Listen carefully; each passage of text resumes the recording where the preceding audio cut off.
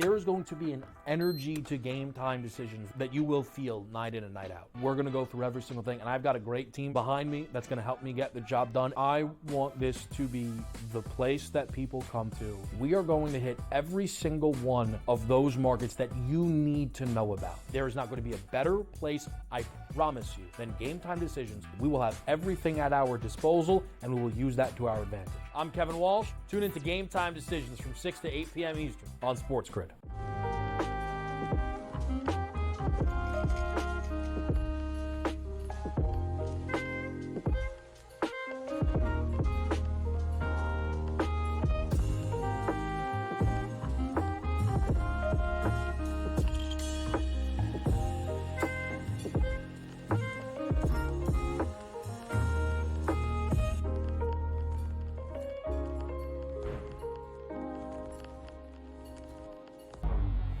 Two guys that can do it all. Too much electricity this morning. This is a good time. We're having a lot of fun. I had to do a triple take. Ka-ching! Why? Because of parity. I didn't mean to offend. Yeah, it's not going to happen. Load management is a dirty word. Let him rip. You know what? Circumstances provide the results. What? How do you do this once? Oh, Donnie, you got such a good show there. A network that is booming. The Early Line, only on SportsGrid.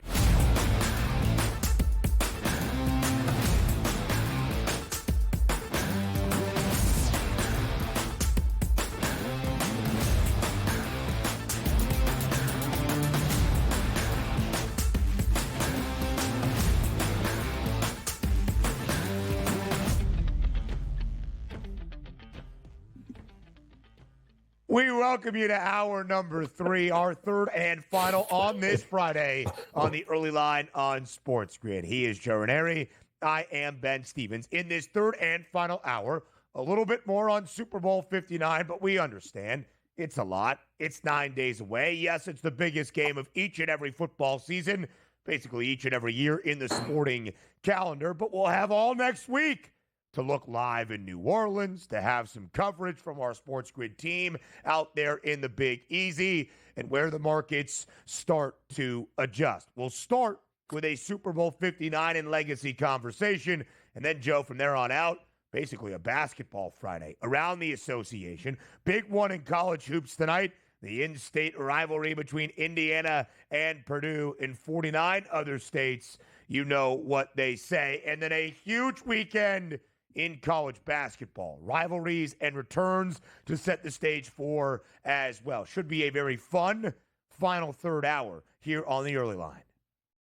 I'm looking forward to it, Ben. Should be a absolutely huge, and I mean huge weekend, and really for the next 10 days, a lot going on in just about every other sport as we get ready for the biggest game of the year coming up next Sunday. And listen, it's the final football game of a season. Maybe your attention will turn even more into the NBA and college basketball. We are here to get you set. But let's talk legacy, because that is what happens in the most significant stage of a season, each and every season, in the NFL and around the sporting landscape. Patrick Mahomes is chasing greatest of all time status, if he is not already on the precipice of being there. A fourth Super Bowl championship in his first 7 years as a starter in Kansas City in the National Football League. Man, it would be hard to argue that resume. Will Mahomes get there? How close is he to that GOAT designation? That's what we had to ask all of you in Fade the Public.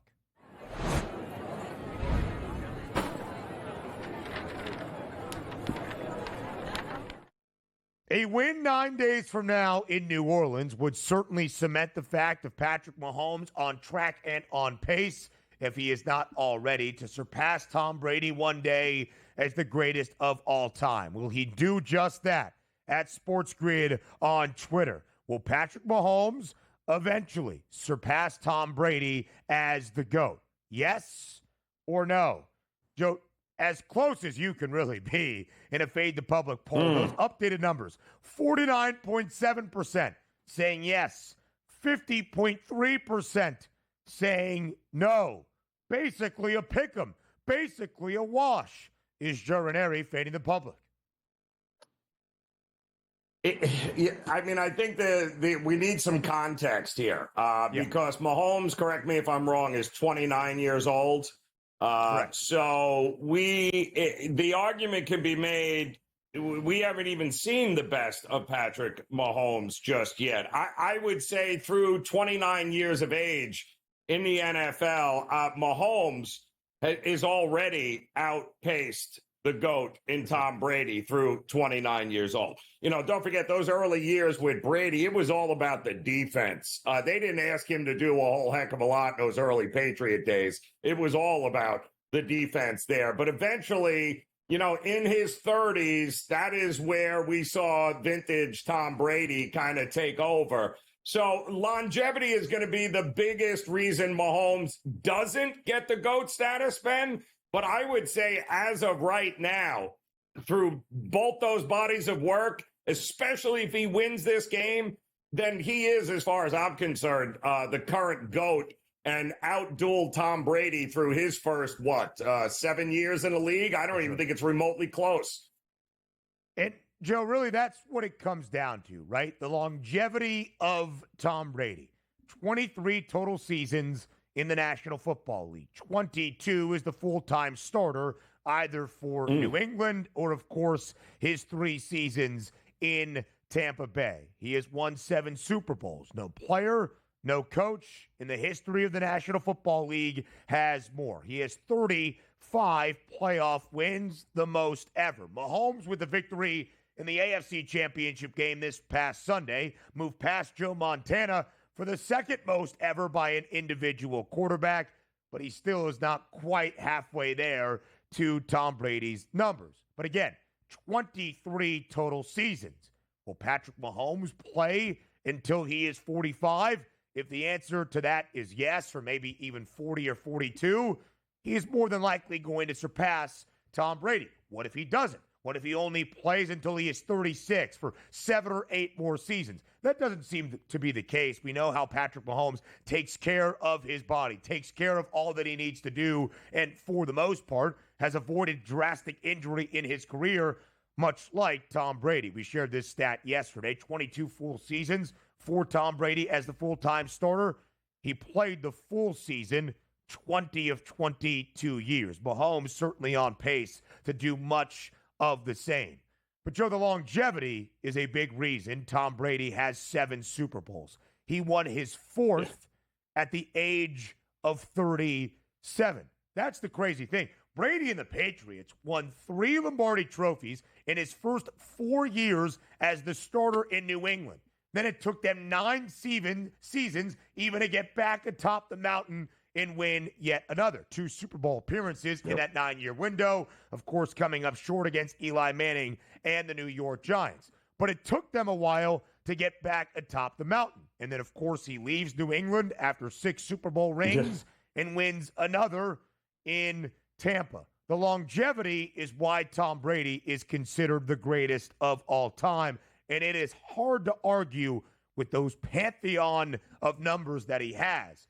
But Mahomes is certainly on pace to surpass that and might not need 23 NFL seasons to do just that.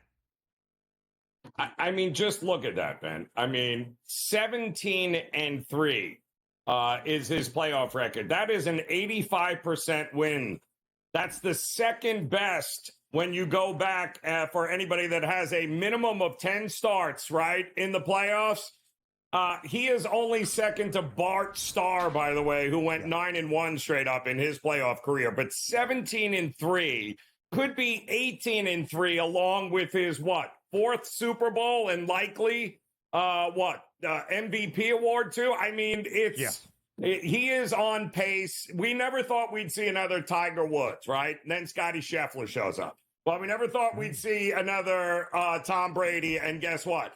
Patrick Mahomes is here to stay at 29 years old. These numbers are unbelievable. And unlike Brady early in the career, who had to rely on, it was all about the defense in Belichick, these Super Bowl appearances and success is all about Patrick Mahomes. You know what's so funny as well? Those 3 playoff losses that Patrick Mahomes has, comparing these greatest of all time. Tom Brady playing 23 years, got into the National Football League in the early 2000s. And we're still talking about guys that have played against each other in these biggest of spots. First ever conference championship game that Patrick Mahomes played in his first year as a starter in Kansas City. Came up short against who? Tom Brady and the New England Patriots. And then during the 2020 NFL season, these two guys met each other in a Super Bowl. And who came out on top? Tom Brady and the Buccaneers. So two of those three playoff losses that Mahomes has registered already in his illustrious career against Tom Brady. Does that head-to-head designation mean anything in career comparisons?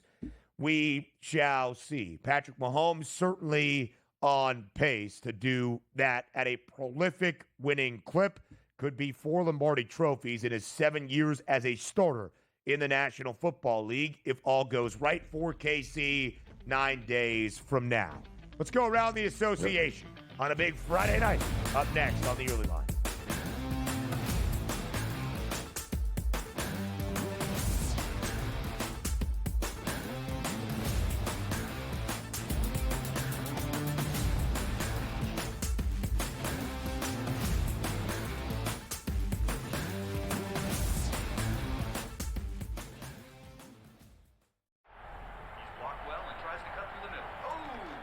Your gut says Miami is going to win, and you should take the over. Your gut also said your NFT selfies would only go up in value. They didn't. But your head is on SportsGrid and knows the QB is in concussion protocol. The backup has a 45 QBR against the zone coverage. The New York D has the most sacks in the league. So yeah, trust your head. It's smarter to be on SportsGrid. Anyone that's been to a sporting event, the atmosphere before a game, I think Game Time Decisions has that same exact atmosphere. This is our arena.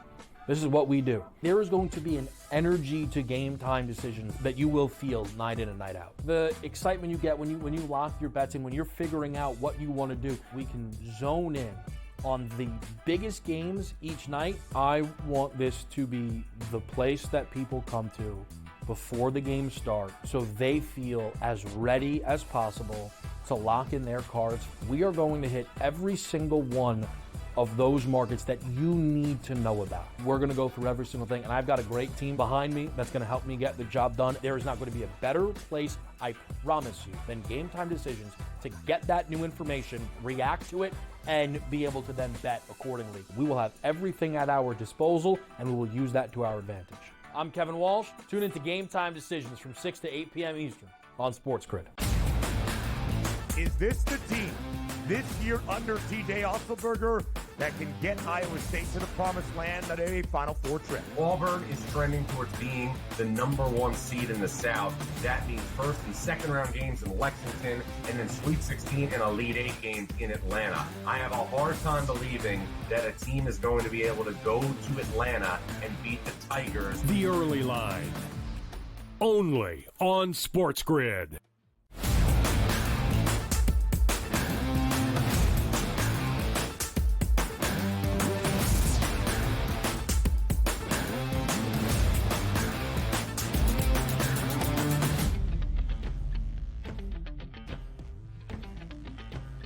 All around the NBA on this Friday night, we have 1, 2, 3, 4, 5, 6, 7 games in the association on this Friday evening. And Joe, let's start with the 7th and final out in San Francisco in Northern California.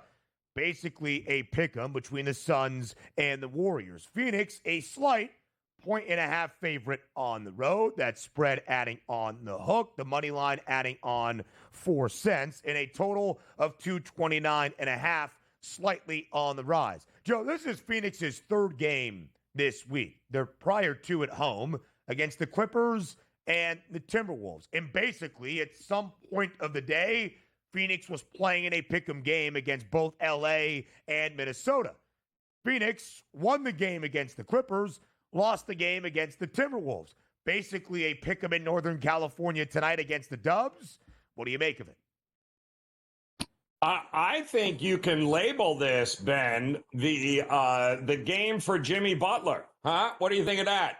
Which one of these teams wins and then wins the bidding war for Jimmy Butler? Although I would not want him on either of these teams here, but these are the two teams that have been linked the most to Jimmy Butler and a possible change here. But listen, Phoenix has been pretty decent outside of that, the way they threw up all over themselves late against Minnesota a couple of nights ago. Prior to that, Ben, they had been ripping off and rattling off quietly a bunch of wins. They had moved 3 games over 500. That was for the first time since mid-December.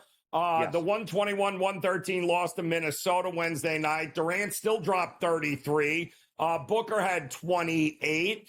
They don't have any bench, and that's the problem. You got Bradley Beal coming off the bench. That's nice, but you're paying him $50 million. I think Phoenix has the opportunity to make a little bit of a run here, but you got to be able to beat a struggling Golden State Warriors team, and I think they can here tonight. And the Dubs are struggling. They started 12-3. They did get a victory at home outright as a 9.5-point underdog against OKC just a few nights ago. Huge victory for the Dubs in doing so, despite 52 points scored by Shai Gilgeous-Alexander.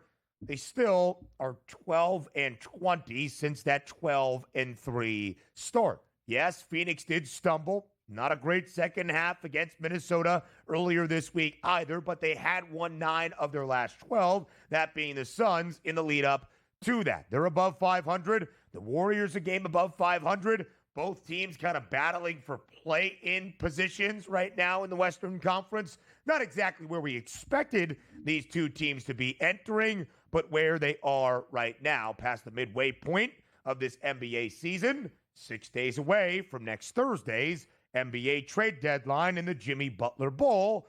Perhaps tonight, Victor Wembanyama and the San Antonio Spurs host the Milwaukee Bucks. 2.5-point spread in favor of Milwaukee on the road. Total stands at 234. Wemby, an all-star for the first time in his NBA career. The Bucks playing much better basketball since a 2-8 disastrous start to their season. But Joe is a favorite in Dame's second return to the Rose City earlier this week against the Trailblazers. Milwaukee got beat bad by double digits outright in Portland. How do they respond, if at all, in San Antonio?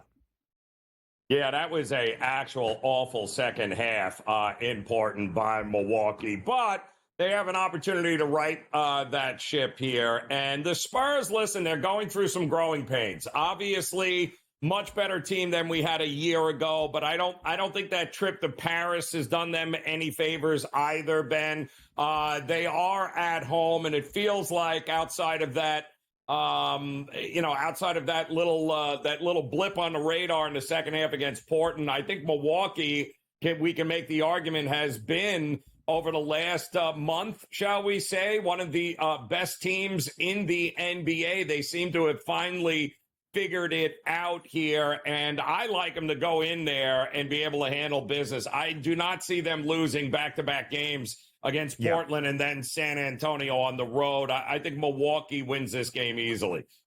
Yeah, I would agree, Joe. The spread right now only being 2.5, a little bit susceptible at this moment. Denver on the road in Philadelphia against the 76ers. The Nuggets, 9.5-point favorites, total 234. Denver did not have a great night as it continues its East Coast swing inside Madison Square Garden just a few nights ago. Nikola Jokic, one of his worst performances in the last month or so, 17 points, 6 boards, and 6 dimes. But keep an eye on the 76ers. Joe, this team still well below 500, 19-27. But they have won 4 straight games, all 4 outright as an underdog. Can they play spoiler once again at home tonight inside the Wells Fargo Center against the Nugs?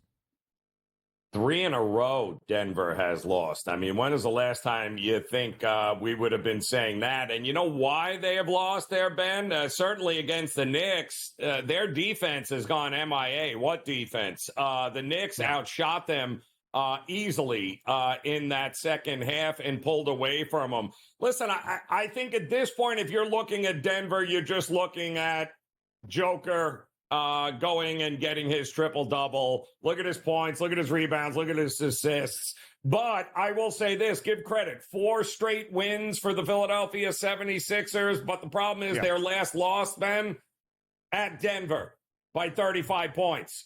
So they are going to have to turn it around. I wouldn't be laying this number with don't catch a falling knife here. I would only take the points, but I like the props with the Joker more.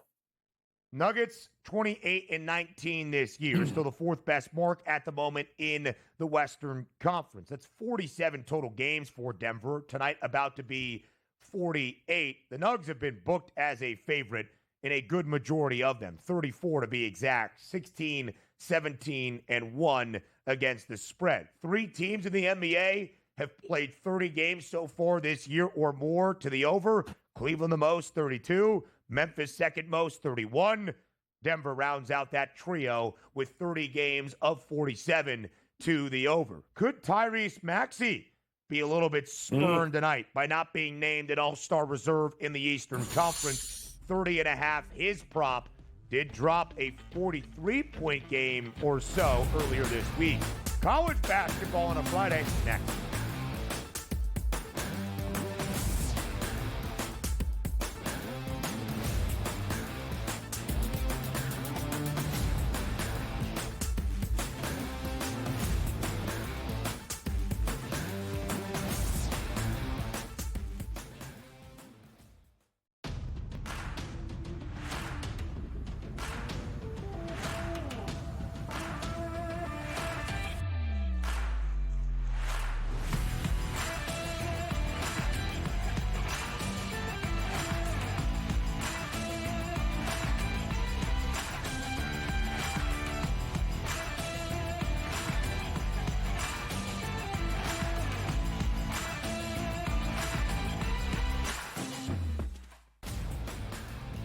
Going to get rid of all the badness, if you will, over the past few decades for the Raiders and set yourself up for the future. It's a horrible job to take if you expect to win, but it's not a bad paying gig, so go ahead and take it. With an owner in Mark Davis who has continued to make bad decision after bad decision. Does Pete Carroll leave a culture behind that Joe Brady in 2 to 3 years takes over? The Early Line. Only on SportsGrid. He did nothing for 5 weeks. So he's becoming his brother. So I don't want to hear about how great TJ Watt is with his 0 playoff wins. And he's the first guy to admit it. He comes right out and says, I've never won a playoff game. I don't matter. All right, at least we all know who the best player on the team is. It's George Pickens. If you don't believe that, well, then screw you too. Pharrell, Coast to Coast. Only on SportsGrid. We'll see if they get McCain back. Kelly Oubre, Yabusele's been good. Caleb Martin's a defensive specialist. Andre Drummond can still give you, almost a double-double at any point. I can't go south on this team. And now you're giving it to me at 2-1 to make the playoffs? To be in the Final 8? Folks, give me the Philadelphia 76ers to make the playoffs at plus 210. Betting above the rim. Only on SportsGrid.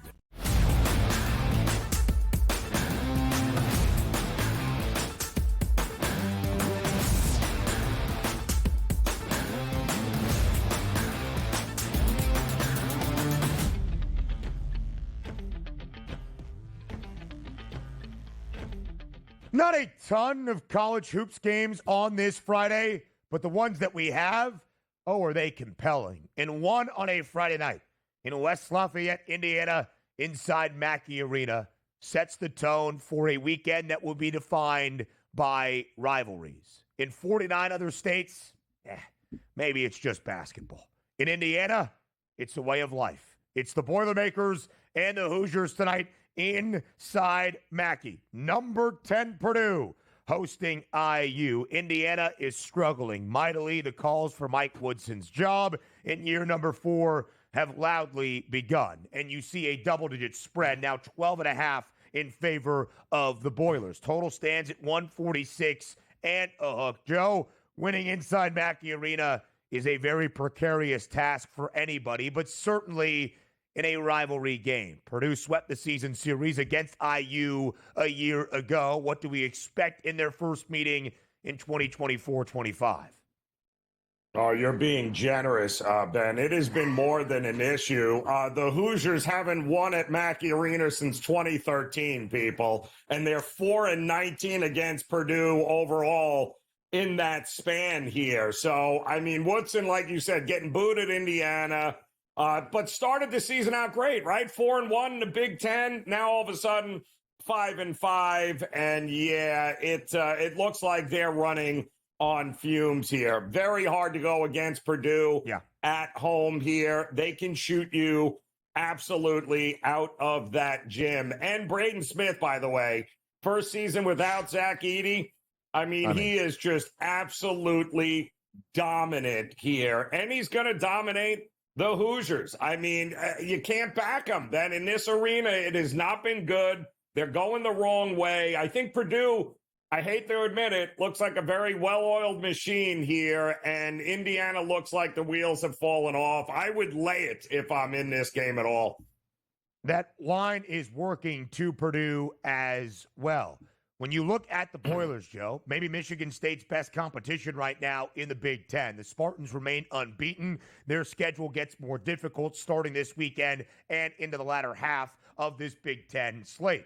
Purdue is 8-2 in the conference. They have covered in all 8 victories. In their 2 losses, rather uncharacteristic against Penn State and Ohio State, and the one against the Buckeyes last week as a double-digit home favorite inside Mackey, that snapped a 26-game home winning streak in West Lafayette for the Boilermakers. Joe, to start off Mike Woodson's tenure, Indiana won 3 of the first 4 meetings against Purdue, which was wild because Indiana had lost 9 consecutive before Mike Woodson took over. But Purdue swept the season series a year ago, and Indiana at this moment, they are not playing good basketball at all. They have lost 2 consecutive games in 4 of their last 5. They have been an underdog in all 5 of these games. An outright win against Ohio State on a Friday and a cover against Maryland at home,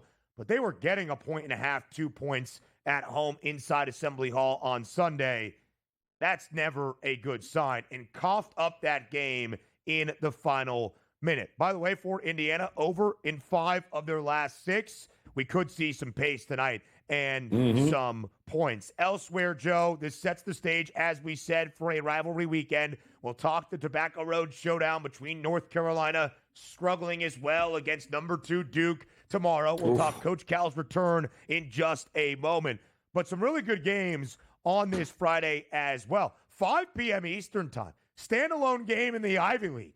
Princeton at home against Yale. The Tigers catching 2.5 in New Jersey. Yale, of course, the Ivy League champs from a season ago, off to a perfect 4-0 start this time around as well.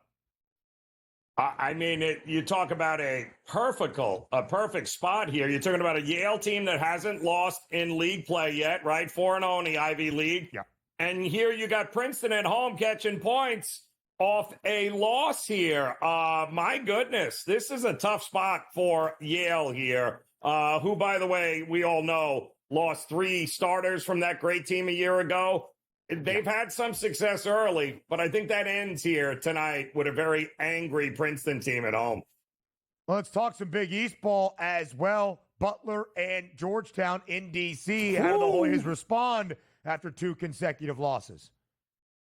Not just 2 consecutive, 2 very bad losses, but quietly, Butler being a giant pain in the you-know-what here. Butler hits shots, they win. The Bulldogs, 3.5-point road dog in D.C. Now the rest of the weekend in college basketball. Next.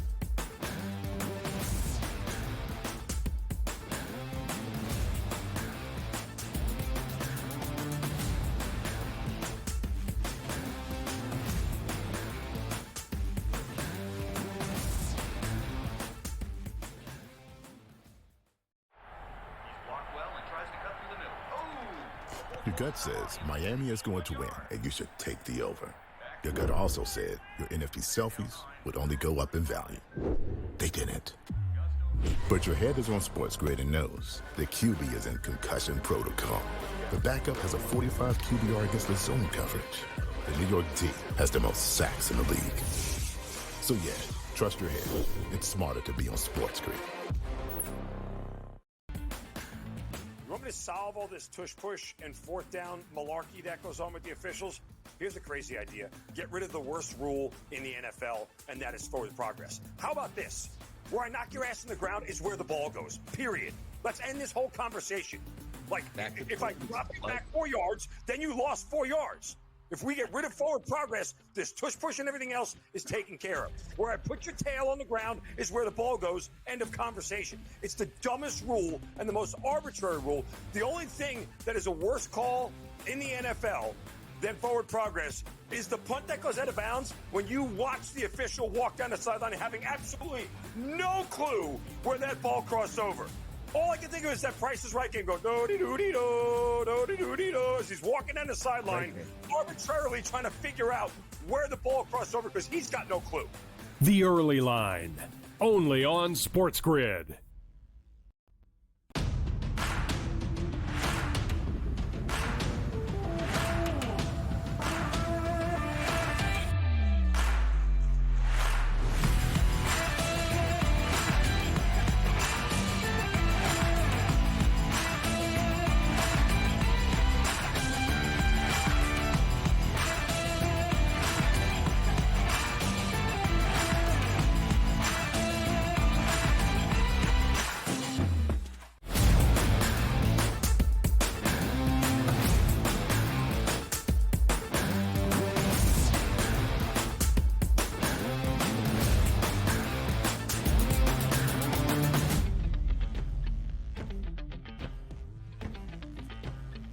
What a weekend in college basketball we have in store for you. It includes rivalries. We talked about the one in the great state of Indiana tonight between Purdue and IU, and that continues tomorrow on Tobacco Road as well.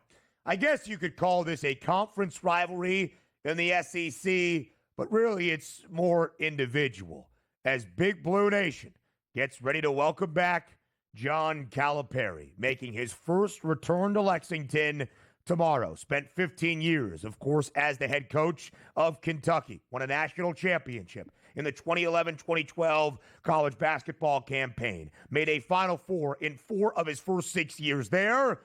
But, of course, the relationship started to sour in the last half-decade. Not even a Sweet 16 appearance for the Cats in Cal's final 5 years. You see the spread there.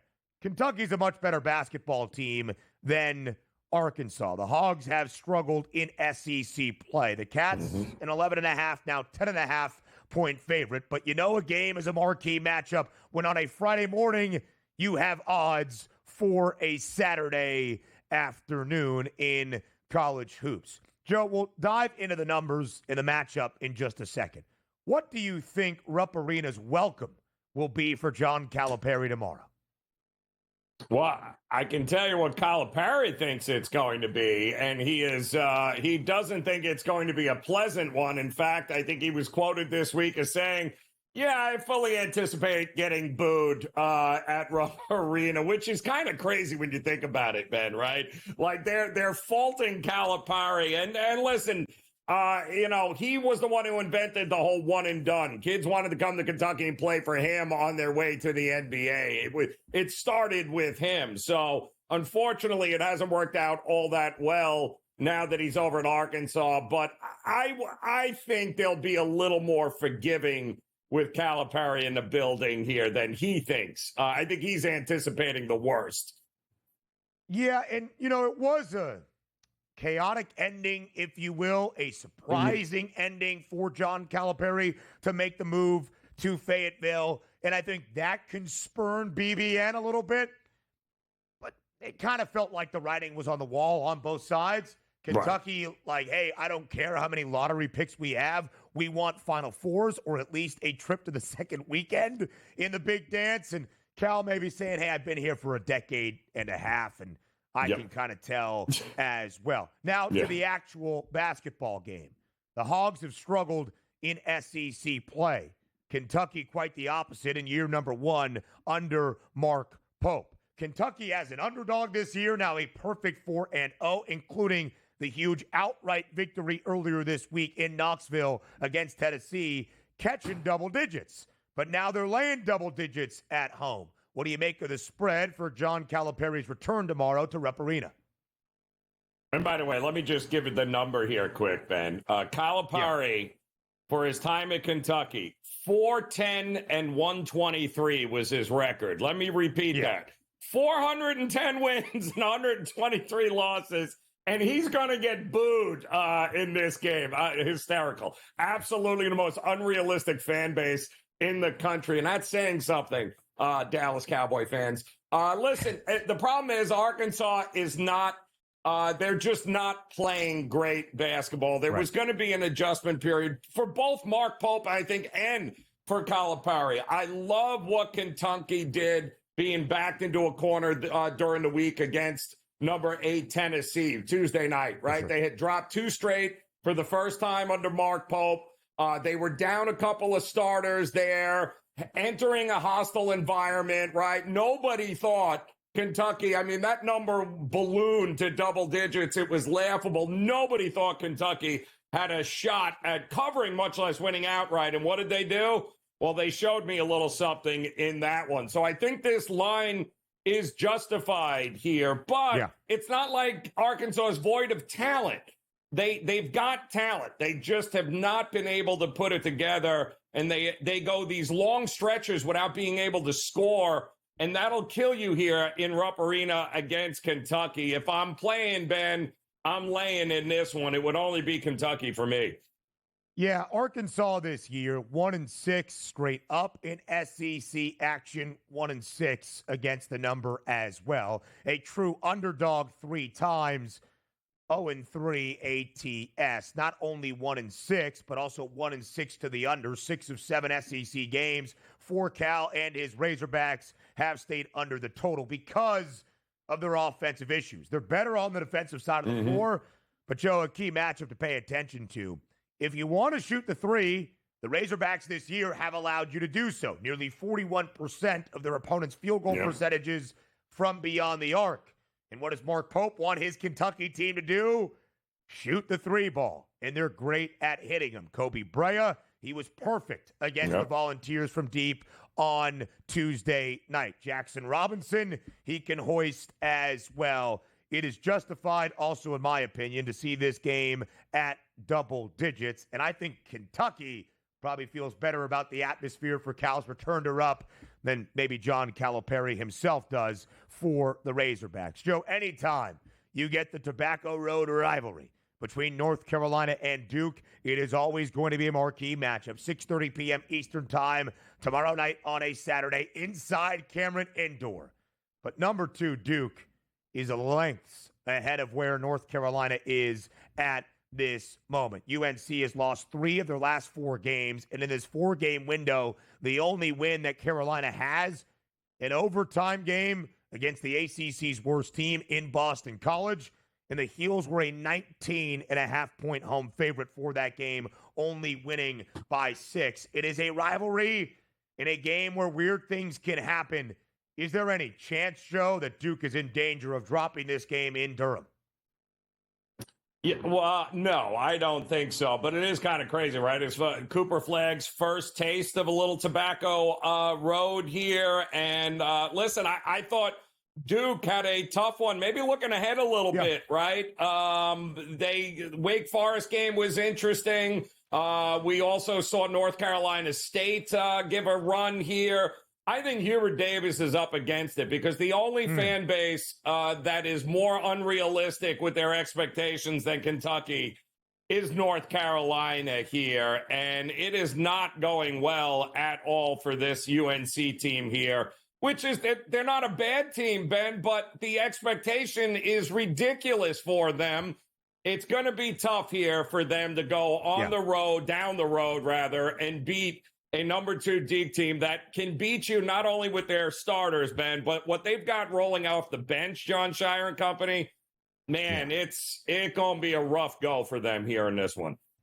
This is a Duke team that is perfect in ACC play. They are 10-0. They have been at least an 8-point favorite in all 10 of their conference matchups this year. They are 6-4 against the spread. Yes, tested by Wake Forest over the weekend, and certainly as a 21.5-point home favorite against the Wolfpack earlier this week.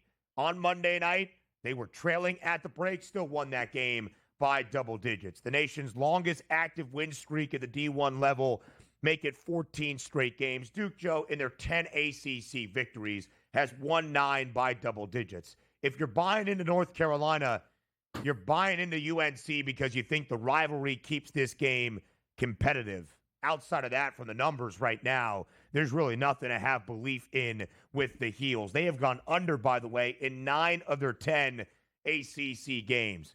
What a tenure it has been for Hubert Davis so far in Chapel Hill. A national championship game appearance in his very first year, taking over for Roy Williams, missing the NCAA tournament the year following, despite being the preseason number 1 team, with everybody back last year, a 1 seed that was ousted in the NCAA tournament before a Final Four run. It's interesting, right, that he's even on a hot seat with those accolades. Crazy. That's the standard in Chapel Hill. Much more from Saturday and college hoops next.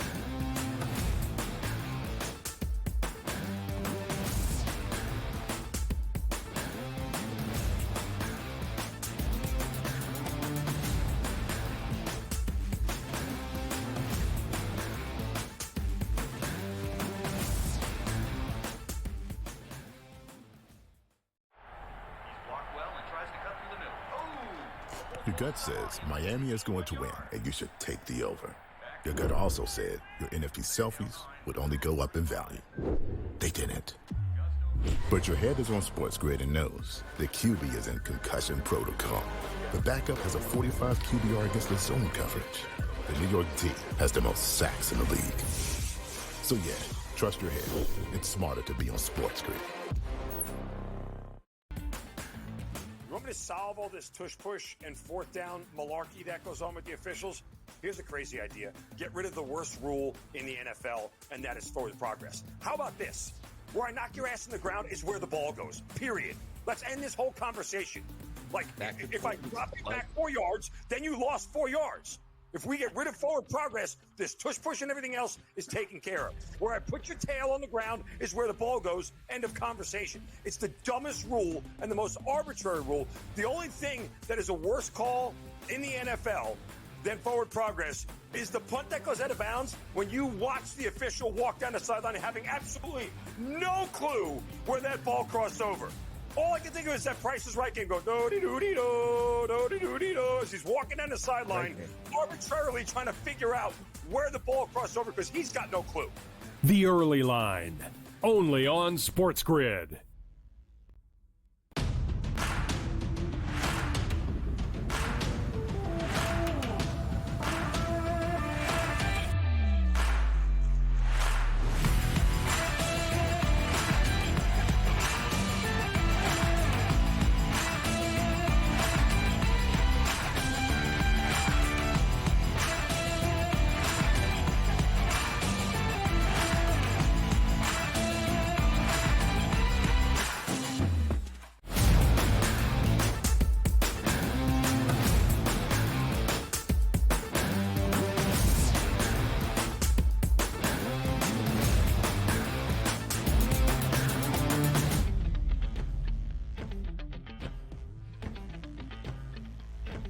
If you've been paying attention to college basketball long enough, you know that unless it is a true marquee matchup that has all the headlines and the notoriety around the nation in college basketball, that the lines really don't post until about 24 hours out from tip time at the very least. So we do have those marquee matchups. Kentucky hosting Arkansas and John Calipari's return to Rupp. The Tobacco Road rivalry between Duke and North Carolina for the first time this year. But, Joe, the other games that we have tomorrow on a Saturday, line's not out just yet on the FanDuel Sportsbook. You can use Ken Palm or whatever site you use, projections, to get a feel of what those lines in the point total might be. But, oh boy, look at what we have for a Saturday. You've got 5 ranked versus ranked matchups right there in front of your face. You've got a game between St. Mary's and Gonzaga in Moraga, California. That should be a top 25 tilt in quality as well. Can Michigan State stay perfect in Big Ten play? Joe, of course, when the SEC has 10 teams ranked in the top 25, there's going to be a lot of possibility for top 25 showdowns night in, night out in that conference. And a top 10 tilt in Knoxville once again for 8th-ranked Tennessee, hoping to bounce back after the loss as a double-digit home favorite to Kentucky earlier this week. Florida's playing great basketball at the moment, a top 5 team in the country. We expect the Vols to be an ever so slight favorite in Knoxville. Tennessee, Joe, number 1 in the country, last undefeated team in D1, perfect 14-0. They have now struggled from that point. They are 4-4 in SEC play. What resilience do you expect out of Rick Barnes' crew tomorrow against the Gators? Well, I got to tell you, Ben, I mean, rewind the clock 3 weeks ago. Tennessee, one of the only remaining unbeatens in the country, took a trip to Gainesville, and it was an absolute annihilation. 30 points. Florida ended up crushing them, who also have been coming off a little bit of a loss and a rough stretch, but my goodness, did they turn it around. And now the Volunteers trying to return the favor and give themselves a little bit of a bounce back. But you mentioned it. They're not playing great, Ben. I think there's some serious issues with this team. They've lost 3 of their last 4. But if we're being honest, it all started with that 73-43 loss to Florida 3 weeks ago. And they weren't able to come back. And, I mean, give the Gators credit. At 18-2 now, 5-2, this is a team that I think they're legit. I think they're going to be a 2 or 3 seed in the bracket. I think Florida is legit in the conversation for a national championship. I do not believe the Tennessee Vols this year and this team has enough offensive wherewithal. You know, their best guy last year, Connect, is playing. Well, I don't know if he's playing. I don't think anybody's playing with the Lakers. But he's not there anymore. So what did they don't have that go-to person. Too much firepower for Florida. I love them tomorrow. It's unfortunate for Tennessee, but I think they're in for another loss. I think if the Volunteers are going to show their moxie, you get back to what Rick Barnes' teams generally do better than most. That's defend the crap out of the basketball. But Florida also very efficient defensively, 16th best this season right now around the country. Total should be around 138, 139, something of the sort. If Tennessee keeps this game close, I think the game would have to stay under. Yep. Auburn on the road will be a slight favorite against Ole Miss and Oxford. They're an absolute wagon. Mississippi State got beat by Alabama as a slight home favorite this week in Stark Vegas against the Crimson Tide. You want some response out of Chris Jans and the Bulldogs as well. They have dropped 3 of their last 4, much like Tennessee. Dennis Gates in Missouri playing really good basketball. How close might that game be tomorrow in Starkville? Yeah, he's another very interesting guy, right? With his team there, still going with different lineups and fiddling around, but they're playing, and nobody should be overlooking them in any way, shape, or form. I think that's going to be an absolute monster game. It's also one that wouldn't shock me if it lands towards the under, maybe less points than more points. And, of course, I don't know what to do with Baylor Bears these days, taking on Kansas. You can't play them on the road, but you've usually been able to play them at home. And Kansas is coming to town, and Kansas is Jekyll and Hyde this year, Ben. I don't know what to make of the Jayhawks this year. I really don't.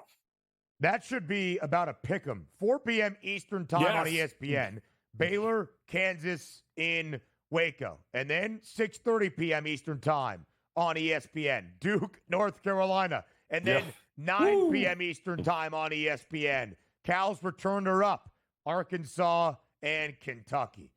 Come on, man. And then after that, we go to Moraga between St. Mary's and Gonzaga. The Gales are going to be, it would seem, based on the projected odds right now, maybe an ever so slight home favorite against the Zags. Can Michigan State stay perfect?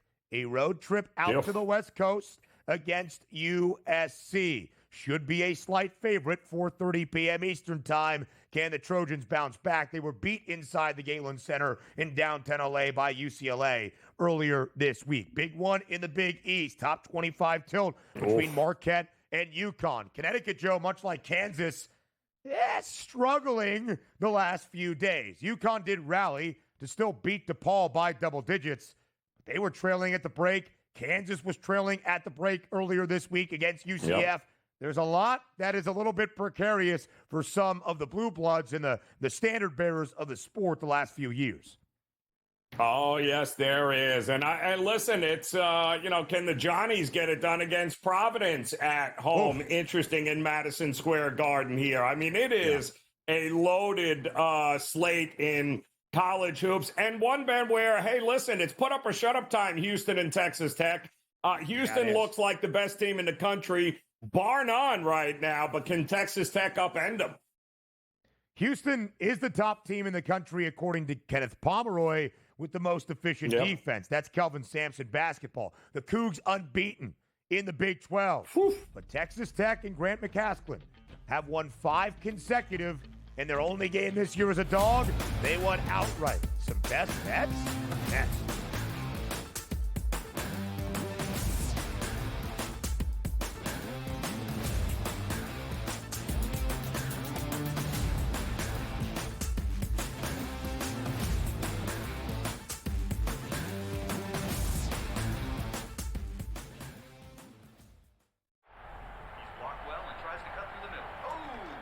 Your gut says Miami is going to win, and you should take the over. Your gut also said your NFT selfies would only go up in value. They didn't. But your head is on SportsGrid and knows the QB is in concussion protocol. The backup has a 45 QBR against the zone coverage. The New York D has the most sacks in the league. So yeah, trust your head. It's smarter to be on SportsGrid. You want me to solve all this tush-push and fourth down malarkey that goes on with the officials? Here's a crazy idea. Get rid of the worst rule in the NFL, and that is forward progress. How about this? Where I knock your ass in the ground is where the ball goes, period. Let's end this whole conversation. Like, if I drop you back 4 yards, then you lost 4 yards.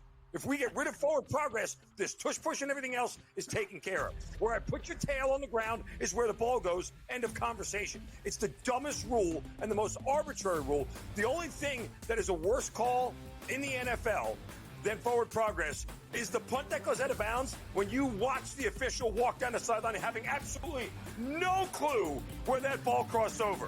All I can think of is that Price is Right game going do-de-do-de-do, do-de-do-de-do, as he's walking down the sideline, arbitrarily trying to figure out where the ball crossed over because he's got no clue. The Early Line, only on SportsGrid.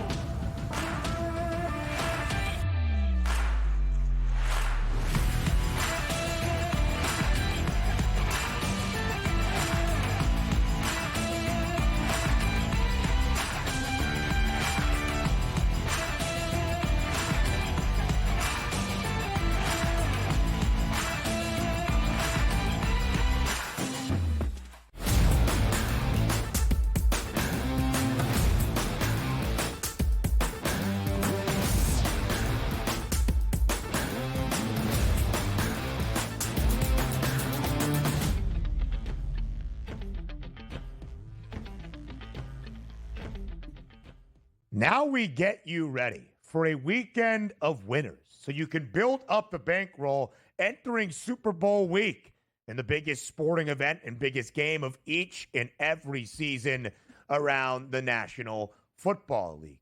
Something we have not done here on the Early Line in quite some time, at least when I have been here as of late. Joe, you ready for this? For a Friday night to get the weekend started on the right foot. It's time now for Bye, Bye, Bye.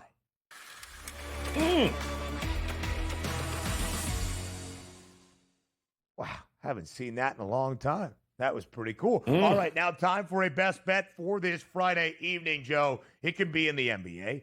It can be in college basketball. It can be anywhere you want to go. What's the best bet for this Friday to give the people a winner to start this weekend right?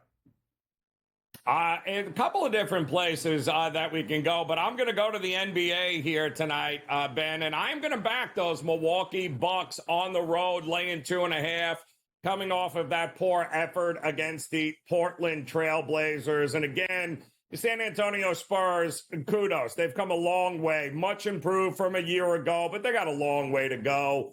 In fact, they're just 2-8 against the number in their last 10. They've only had one win since, and that was in Paris, by the way. And yet we've got a Bucks team that over the last month has had one of the best net ratings in the association. I think Milwaukee at this price, well worth a bet to bounce back here and get it done.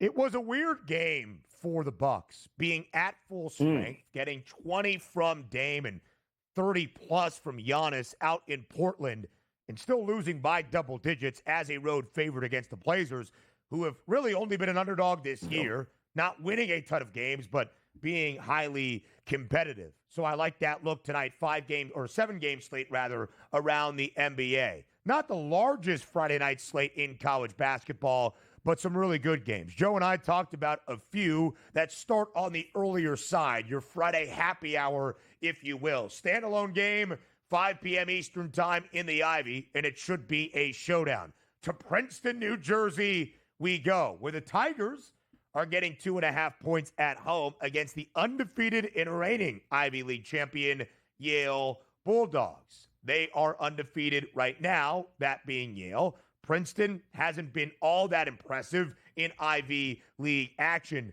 but it feels like a spot the underdog might strike. I'll bet the 2.5 with Princeton. And Joe, we talked about Butler. Highly competitive heading to D.C. What response do we have out of Georgetown? 2 monumental games in the last 6 days. Saturday, Ed Cooley's second return to Providence.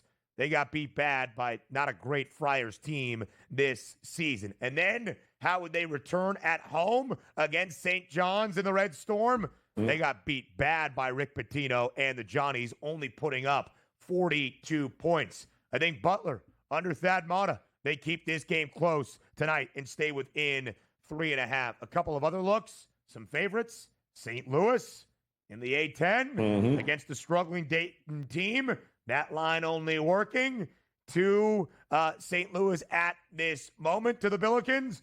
And Purdue tonight at home laying double digits for a reason against Indiana. Joe, it's a great weekend of college basketball as we have laid out here in this final half hour of our third and final hour. Let's quickly look at those national championship odds. Duke and Auburn, co-favorites. The Tigers, the unanimous number 1 team in the country, but Duke number 2 and playing like they could be number 1. Plus 420 for both. Auburn on the road tomorrow against Ole Miss, top 25 foe. Rivalry game for Duke, of course, at home inside Cameron Indoor against a struggling UNC team. The Blue Devils, a 13.5-point favorite. When you look at those national championship odds, what stands out to you most?